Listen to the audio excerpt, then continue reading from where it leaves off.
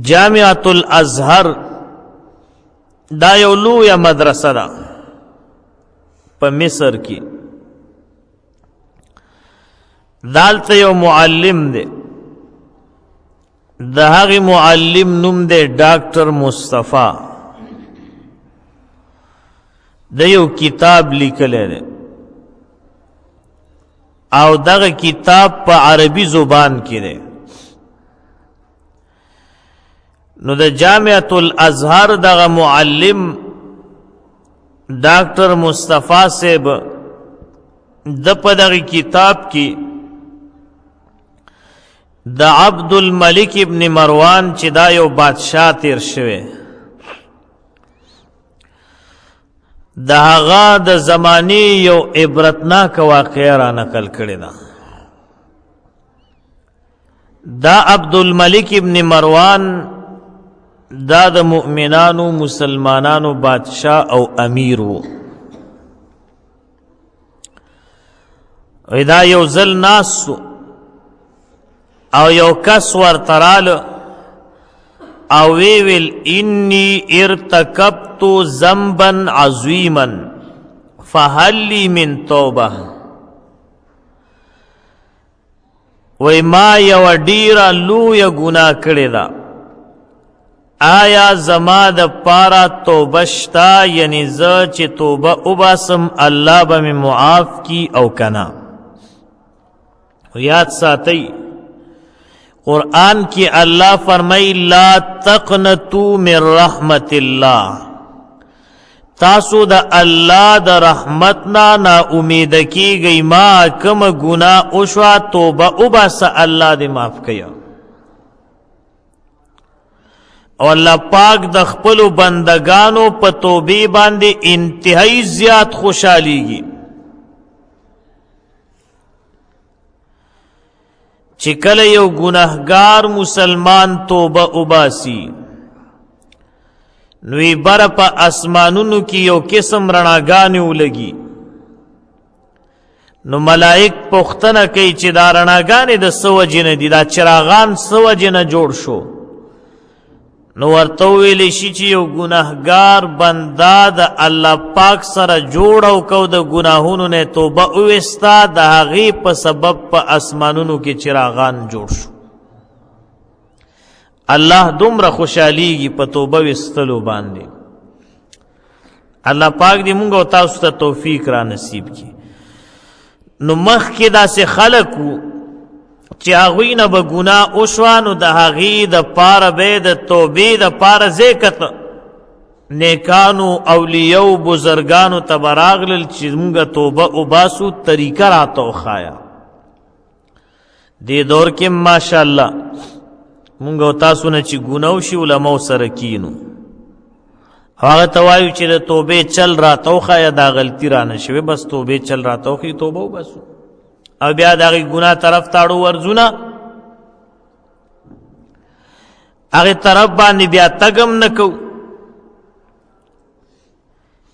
خفه کېږو به نه،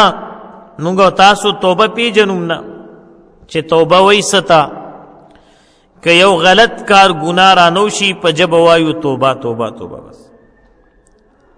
ټیک شو. دا ګوتې دې غوږونو له یوسو او ډېر خلک څه کوي، دا ګوتې داسې په دې ځمکه داسې کي، بیا په دې ځمکه کېدو بیا غوږونو له یوسي، کتلي به م وي.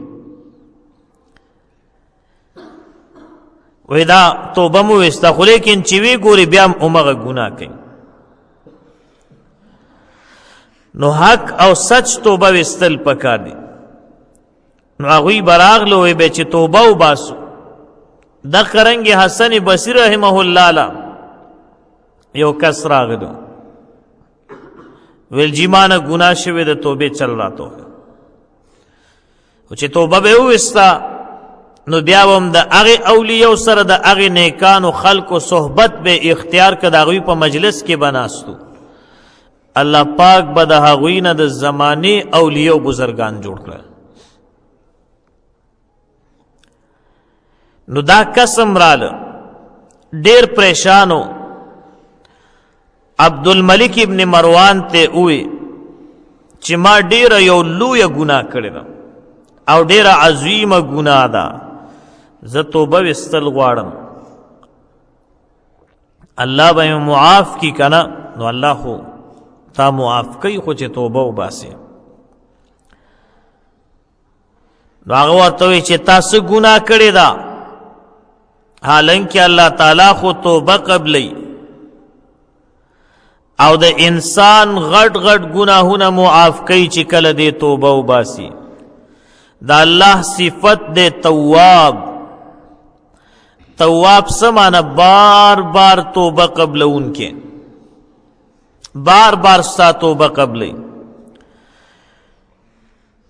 نو هغه کس ورته ووی اے امیر المؤمنین، زه کفنکش وم، نباش، کفنونه به مې د خلکو نه لرې کول. نو داسې واقعات ډېر مشهور دي او شته. هغه ټیم کې به خلکو باندې چې سختی رااله نو کفنونه به د خلکو نه ویستل او هغه به خرڅول دوباره بازار کې. عظیمه ګناه ده چې مړی په قبر کې همداسې پرېږدي او کفن ترې رادرکړي. دې دور کې کفنونه خو څوک نه پټوي، خو لیکن د جومات UPS بیټریانې بلفونه ګړۍ په دې څیزونو سرپه نه کوي، او خاص کر نشیان په لاره کې د اوبو چې کم پیپونه لګېدلي هغه هم نه پرېږدي، هغه هم دغه کوي. که د چا نه بهر په لاره کې بیلچه او لاسګاډی پاتې شو هغه هم چپه کوي. دغه څیزونو غلاګانې اوسه. به هر حال د ورته ویل چې زه نباش وم، کفنکش، کفنونه مې پټول او ما به قبرونه سپړل، خو ما په دې کې څه عجیبه عجیبه واقعات ولیدل. رونما شو، ښکاره شو راته، ګناه مې لویه کړې ده، راغلی ما او دلته کې ستا مخې ته ناست یم، توبه ویستل غواړم. نو عبدالملک ابن مروان ورته ووی چې تاسو څه واقعات لیدلی دي، یو څو راته بیان کا.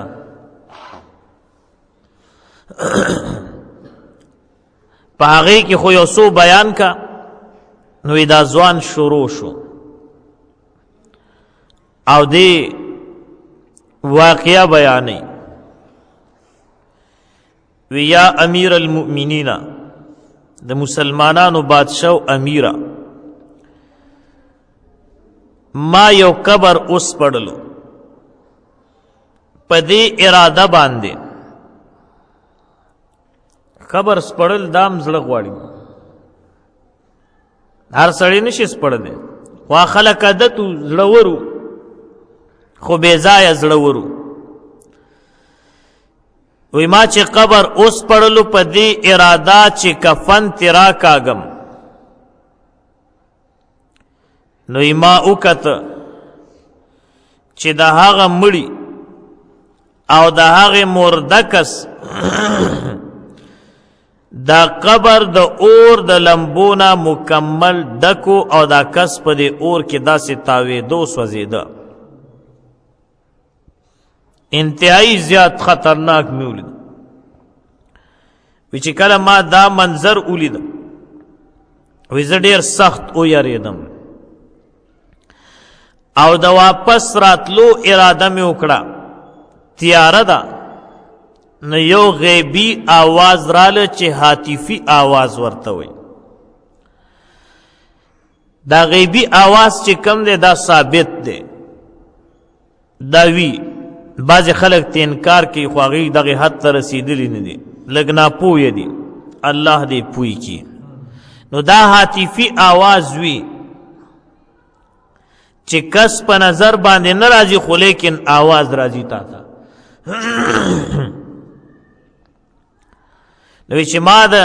تلو اراده وکړه، نو یو غیبی آواز مې اورېده، هاتفی آواز. راته ویلی شو چې تا ته پته ده چې دې کس ته دا عذاب پس وجه ورکولی شي تا خو دا قبر را کولو که او اوس واپس رواني عذاب دی ولید خو لیکن د دې باره کې د معلومات اون کړل چې دا عذاب پس وجه باندې ملاویږي نوې زلګ ودرېدم ځان سره مې سوچ کو چې یقینا دا عذاب معلومات خو پکار دی نو دویم آواز مې واورېد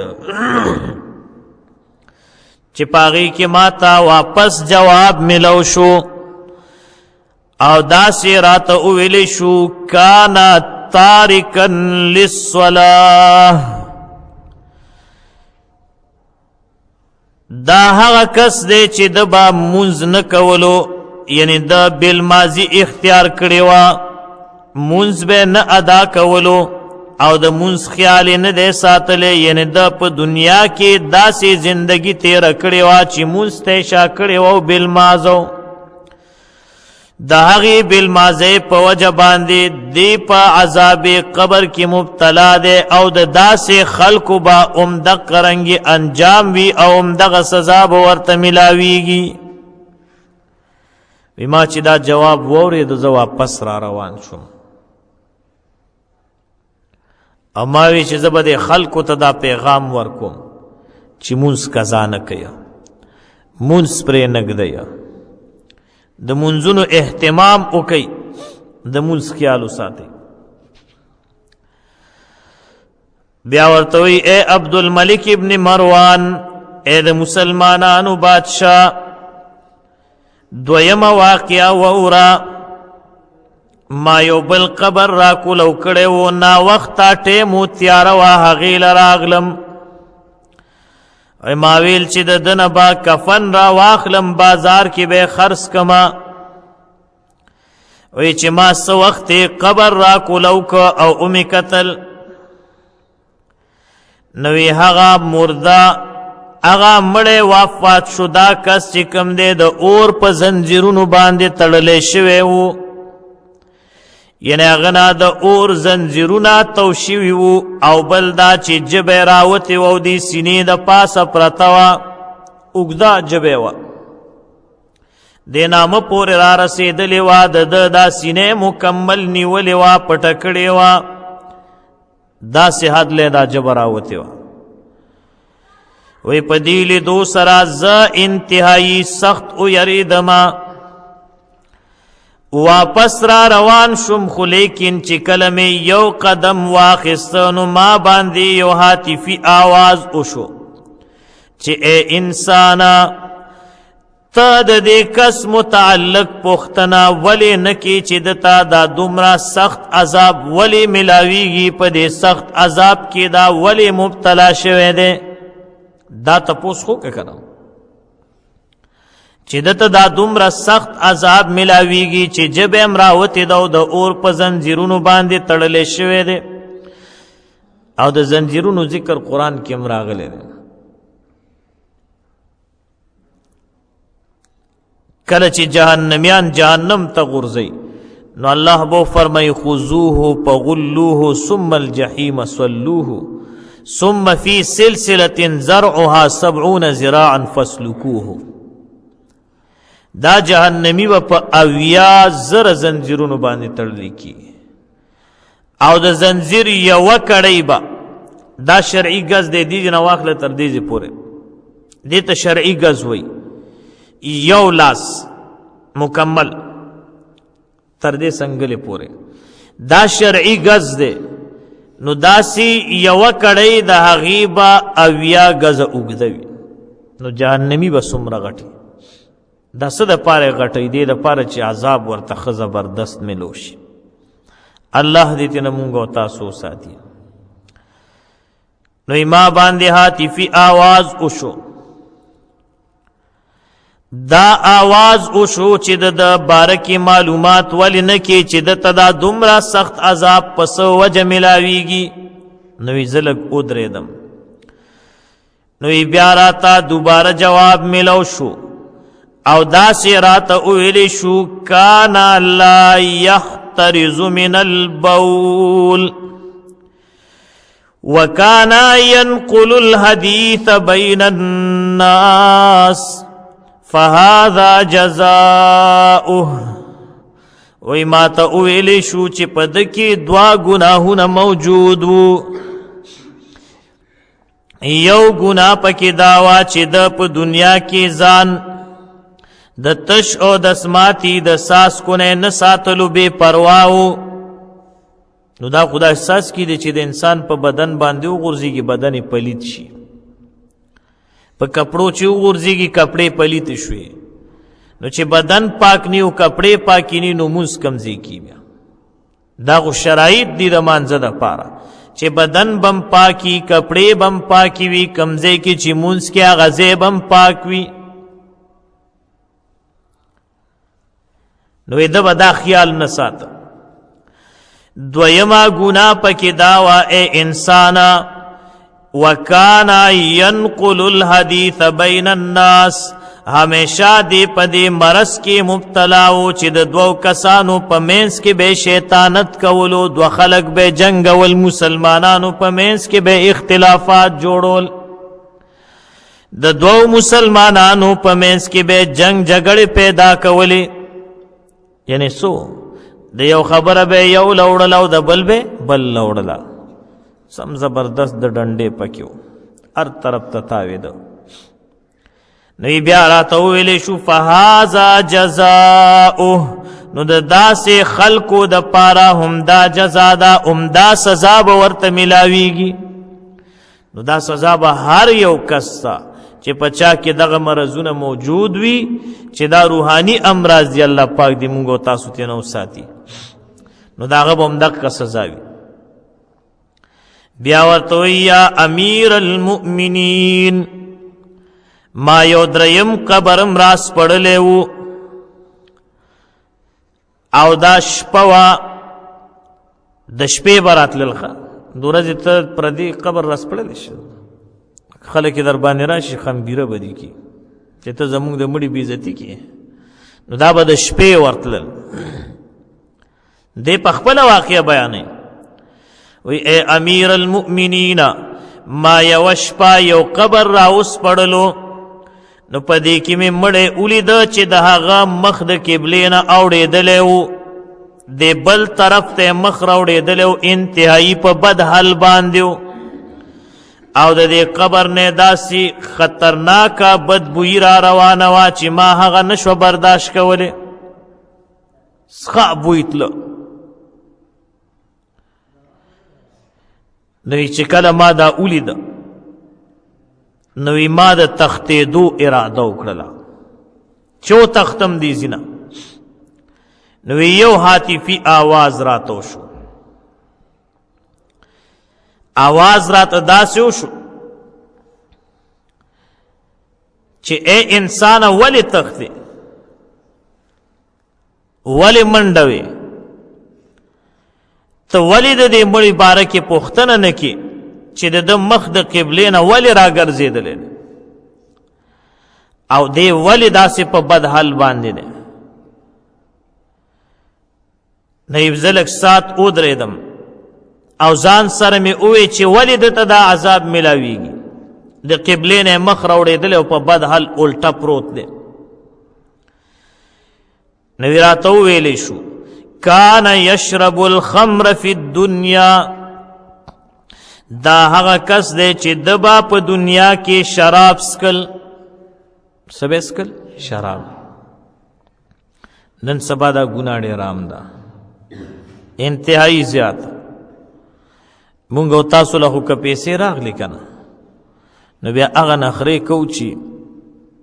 الله دې رحم وکړي، هغه کارونه کوو چې نه الله مني او نه رسول مني،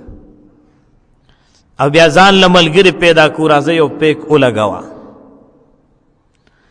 بعضې حضروات داسې چې هغوی لاړ شي داسې مجالسو ته هلته ناست وي، ته راځه مړه وي لږ یو ګوټ به ترې مونږ هم والو. یاد ساتئ دا دومره عظیمه ګناه ده چې توبه دې وویستله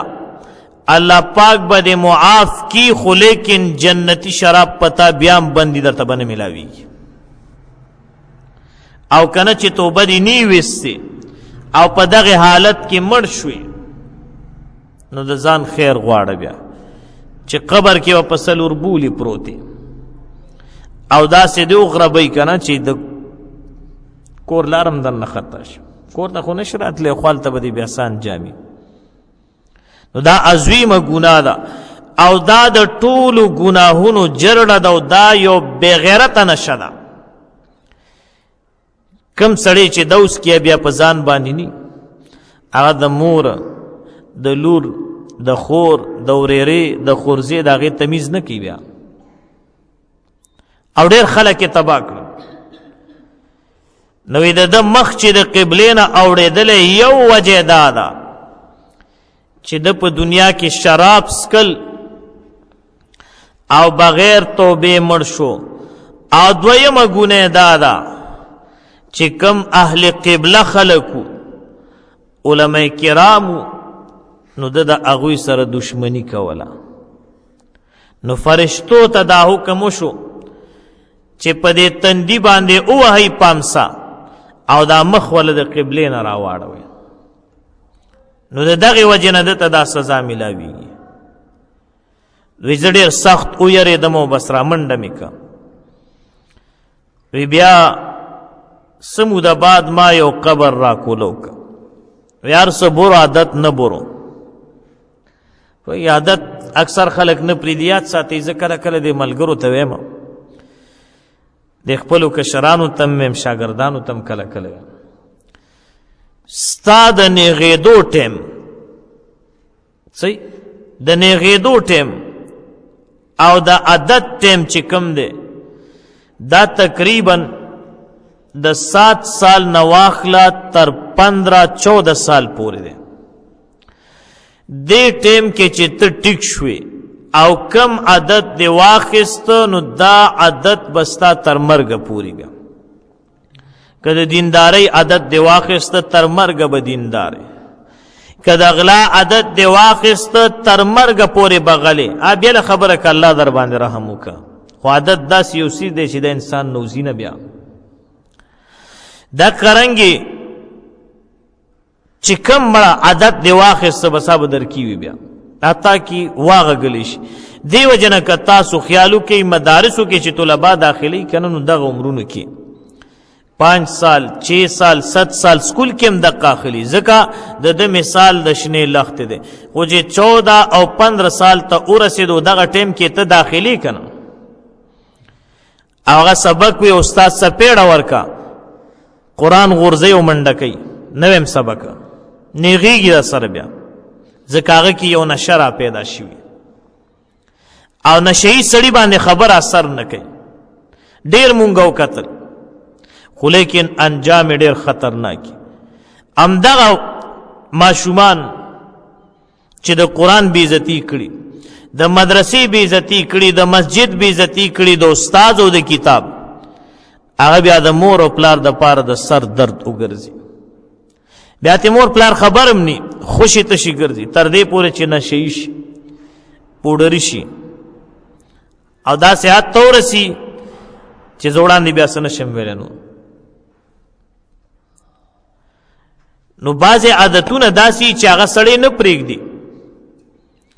نو دی وی چې ما څلورم قبرم را کولو کو بس عادت مې ونو وی چې هغه مې را کولو که نو وی ما وکته دا قبر داسې کولو دی فراخه او زه چې داسې نظر لګوم نو ما ته د قبر چې کم فراخوالی دی هغې ته زما نظر نه رسیږي دومره فراخو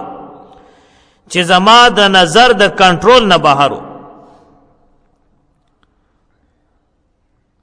او په دې قبر کې یو نور شغلې او رڼاګانې وي او دې مړي ته چې ګورم دی وفات شده کس ته نه دا داسې لرې ځای کې ما ته لږ لږ په نظر راځي چې یو زبردست عظیم الشان تخت د پاسه په اړخ پروت دی په ښي طرف باندې اوده دی او دا یاد ساتئ حدیث کې مراغلی دی آقا نامدار فرمای چې نیک عمل انسان وفات شي او قبر کې کېږدي او دنه سوال او جواب وشي او سوال او جواب کې پاس شي نو دله ملائک راشي ورته وایي نم کنومت العروس سملا اودش داسې اودشه لکه څنګه چې د ډومبې شپې ناوې بېغمه اوده پرتی د باندې هېڅ غم خفګان دا بېغمه اودي او بعض اوقات داسې وشي چې ډېر دینداره سړي وي نو اغلا دې قبر ته جنتی حوره راشي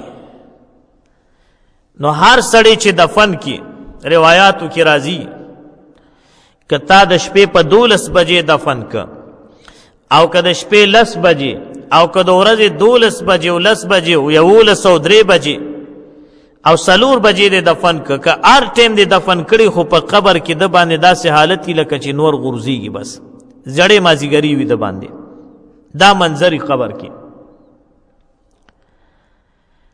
نوې دله یو حوره راغلي قبر ته نو دی چې د انور ته وګوري یو 10 کومه اوبه مې پکار دي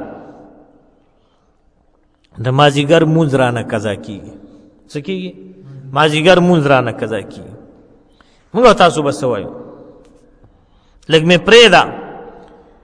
ګاک رانه خطا کېږي الله دې رحم وکړي دیندار خلق په قبر کې مونځ کوي بیا تلذذ او خوند دپاره بېشمېره واقعات پې موجود دي نوی هغه حوره ورته وایي چې مونځ نشي کولی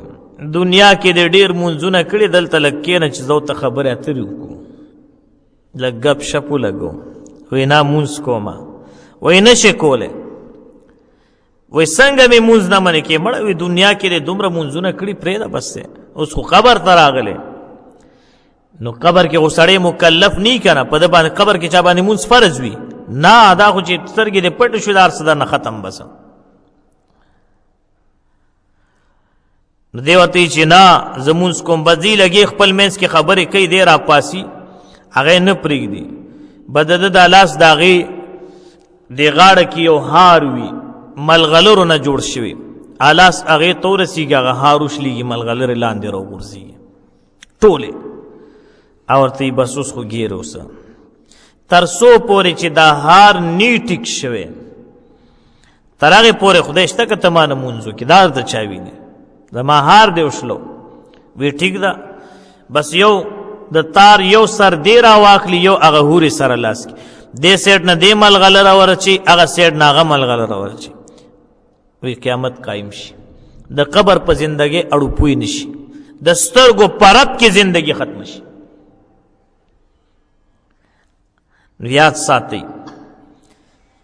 قبر مارته وړاندې ویلو نبی علیہ السلام فرمایي چې د جنت باغچه یا د جهنم کنده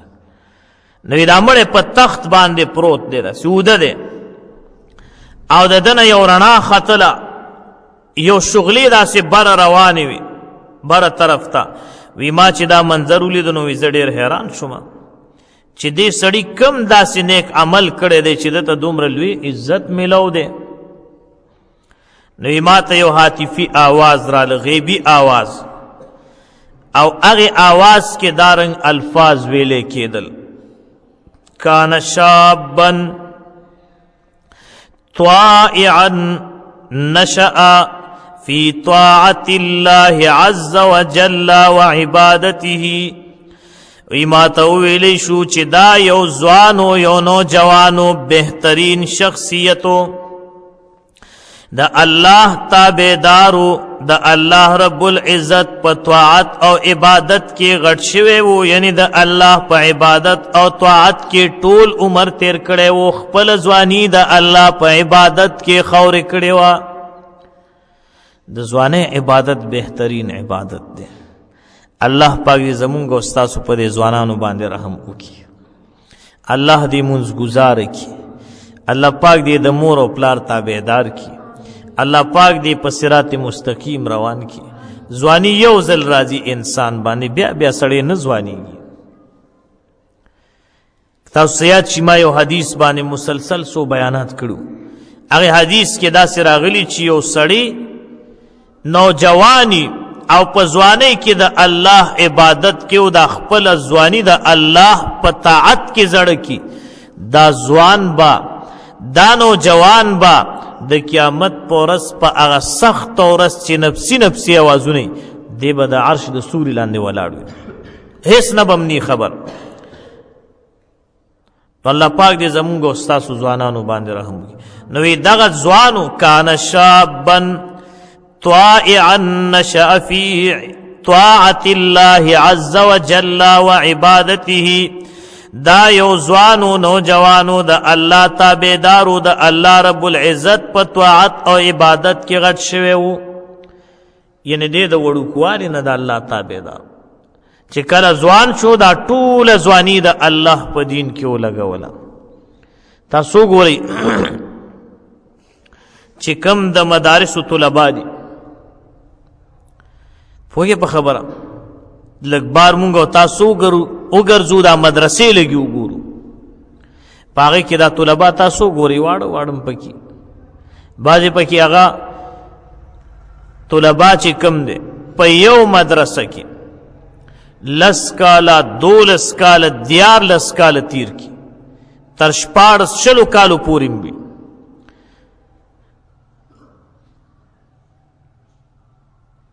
پوهېږې په خبره پخوا به داسې و چې 33 کاله 40 کاله به یې مدرسه کې تېر کړه. نو 40 ته له غوچې ورسېدې بس بیا خو ځواني ختمه شوه که نه. بیا دغه په مدرسه کې وخت تیر کی چې کله فراغت وشي او فارغ شي نو بیا کار سي بیا د الله د دین خدمت کوي. نو ځواني په هغې کې تهجد کوي د طلباو تربیت کوي د شاګردانو ته سبق ښیي درس و تدریس لګي تر دې پورې چې مرګ راشي. نو ګوره څومره طلباو علما چې دي د دوی ټولو ځواني چې کوم دی د الله په عبادت کې لګي. او شاعر وایي د دنیا خلق کوي د دنیا ګټې دوی مین په احادیث او په قرآن دي. په دغه خلکو هم دا موت تعالی چې څه میلاویږي پوهېږې په خبره باندې دا څه میلاویږي د الله په ذات قسم چې دا د دغې مدرسو د طلباو د علماو برکت دی. نبی کریم داسې ما تا ته خواسي ګپ ښکاري مدرسه خو دا چې کله مونږ لږ بار وګرځېدو د دې خلکو دا محنت هم وکته بیا مو تا ته پته دی او مدرسه کې د دغې خلکو مونږ او تاسو هغه عزت وکته نو بیا راله پته لګي. نبی کریم صلی الله علیه وسلم زمانه کې یو کس طالب العلم و سبق وی نو یو ورور په شکایت وکړه الله محبوب دې کار نه کې زه ګټم او دی خوري دلته لګیا دی سبقونه وي. نبی رسول الله فرمایل خبردار دا تا ته چې څه ملاویږي د د خاطره ملاویږي چې دې سبق وي. او تاسو وګورئ زمام تجربه شوې ده او تاسو وګورئ چې د کم کور نه یو هلک په صحیح نیت باندې دا شرط دی فسادی نیت باندې نه په صحیح نیت باندې د کور را اوته او مدرسه کې داخل شو په مدرسه کې دې سبق وای هغه کور څه موده بعد ګوره چې الله پاک لکه د نور په شان اوزلی د هغې کور پریشانۍ ختم شي د هغوی مالی حالات الله پاک ښایسته کی دا برکت د دغه علم وي هغې ټول کور ته د چین او د سکون زندگی نصیب شي.